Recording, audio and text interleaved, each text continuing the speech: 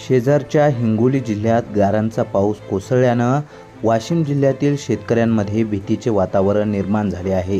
हिंगोली जिल्ह्यातील बोथी गाव आणि परिसरात काल रात्री वादळी वाऱ्यांसह जोरदार गारपीट झाली।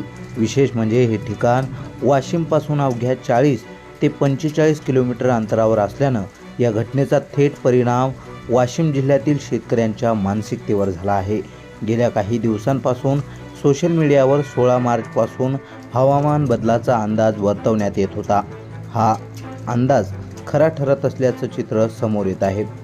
सध्या वाशिम जिल्ह्यात गहू, कांदा, हळद ही पिके काढणीच्या टप्प्यावर आहेत। याशिवाय अनेक भागात उन्हाळी मुगाची पेरणी देखील करण्यात आली आहे। जर अशाच प्रकारे अवकाळी पावसासोबत गारपीट झाली तर शेतकऱ्यांच्या हातात आलेला घास पुन्हा एकदा हिरावला जाऊ शकतो। दरवर्षी अवकाळी पाऊस, गारपीट आणि वादळी वाऱ्याचा तडाखा सहन करणाऱ्या शेतकऱ्यासाठी ही परिस्थिती अत्यंत चिंताजनक बनली आहे। सध्या शेतकऱ्यांचे लक्ष आकाशाकडे लागले असून पुढील काही दिवस हवामान कसं राहणार याकडे सर्वांचं लक्ष लागलेलं आहे।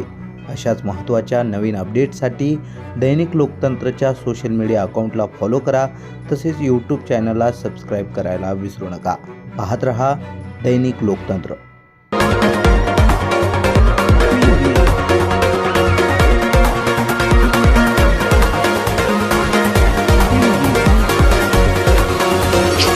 दैनिक लोकतंत्र, आवाज जनसामान्यांचा।